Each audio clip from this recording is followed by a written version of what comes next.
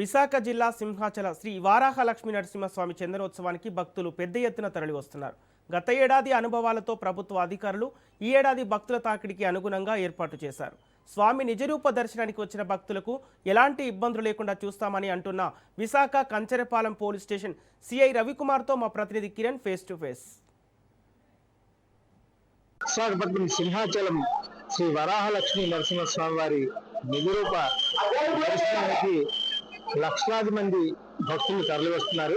ముఖ్యంగా వారి తప్పన్న నిజరూప దర్శనాన్ని చూసి ధరించేందుకు తరలివస్తున్న భక్తులకు ఇప్పటికే దేవాదాయ ధర్మాదాయ శాఖ విస్తృత ఏర్పాటు చేసింది. మరోవైపు పోలీసు యంత్రాంగం కూడా భద్రత దృష్ట్యా ఎటువంటి అవాంఛనీయ సంఘటనలు జరగకుండా మరోవైపు ట్రాఫిక్ తో పాటు వచ్చేటువంటి భక్తులకు ముఖ్యంగా సామాన్య భక్తులందరూ కూడాను స్వామివారి దర్శనం కలిగేలాగా అన్ని చర్యలు కూడా తీసుకుని పకడ్బందీగా వ్యవహరిస్తున్నారు.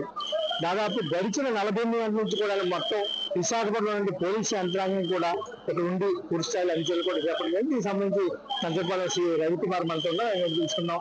సార్ చెప్పండి సార్, మీరు గతంలో చూసిన చందనోత్సవానికి ఇప్పటికి ఏంటి డిఫరెంట్ కనిపించింది? వరాహలక్ష్మీ నరసింహస్వామి వారి భక్తులందరికీ కూడా నమస్కారం.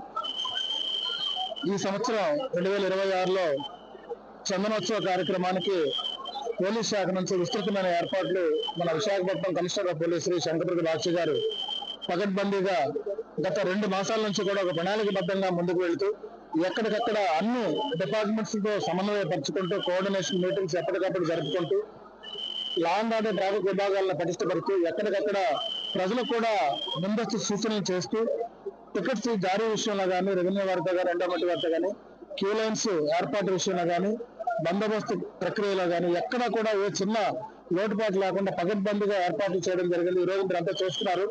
ప్రజలందరూ భక్తులందరూ కూడా అత్యంత భక్తి శ్రద్ధలతో ఈ రోజు తెల్లవారుజాము నుంచి కూడా స్వామివారిని దర్శించుకొని ఎక్కడ వాళ్ళ మొహం నుంచి కూడా అందరూ చిరునవ్వుతో చక్కని దర్శనం అయిందని చెప్పి వాళ్ళు హ్యాపీగా వెళ్ళడం మనం అంతా చూస్తున్నాం. ఎక్కడ ఈ క్షణం వరకు కూడా భక్తులందరూ కూడా ప్రశాంతంగా తక్కువ వ్యవధిలోనే వాళ్ళ దర్శనం అయ్యేటట్టుగా ఏర్పాట్లు చేయడం జరిగింది.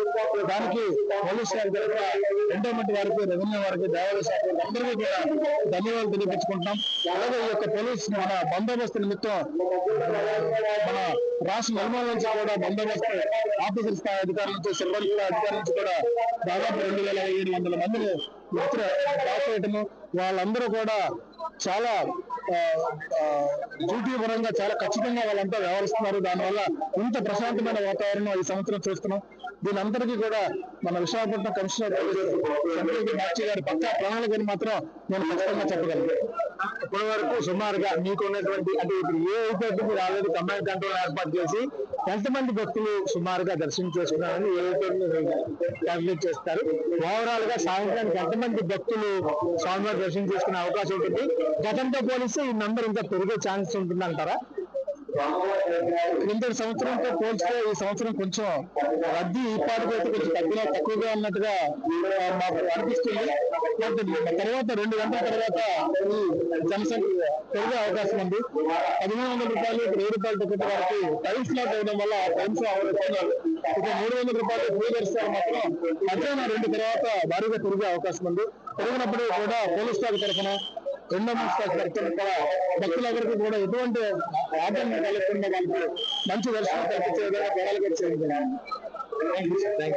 ఈ ప్లేస్ మనకు రవికుమార్ గారు చెప్పారు, గతంతో పోలిస్తే ఈసారి విశాఖ నగర పోలీస్ కమిషనర్ శంకరబాబు బాజీ దాదాపు 2 నెలల పాటు మమ్మల్ని అన్ని కూడా గైడ్ చేసి ఏదైతే ట్రాఫిక్ సంబంధించి కానీ, మరోవైపు ఈ లాంగ్ ఆర్డర్ సంబంధించి కానీ పూర్తిస్థాయి అన్ని చర్యలు కూడా చేపట్టి స్వామివారి దర్శనానికి వచ్చేటువంటి ఎవరైతే సింహాచలం వస్తున్నారో వీళ్ళందరికీ ఎటువంటి ఇబ్బంది లేకుండా సామాన్య భక్తులకు ప్రయారిటీ ఇచ్చేలాగా అన్ని చర్యలు చేపట్టినట్టు గతంతో పోలిస్తే ఈ ఏడాది చాలా ప్రశాంతంగా భక్తులందరూ కూడా స్వామివారిని దర్శించుకుంటారని చెప్పి అయితే మధ్యాహ్నం నుంచి సంఖ్య మరింత పెరిగే అవకాశం ఉందని చెప్పి గత ఏడాదితో పోలిస్తే ఈ ఏడాది మాత్రం భక్తులు మరింత ఎక్కువగా వస్తారు. అది ఆఫ్టర్ సెకండ్ సెషన్ లో అయితే మాత్రం భక్తులు మరింత పెరిగే అవకాశం ఉందని చెప్పి చెప్పిన పరిస్థితి.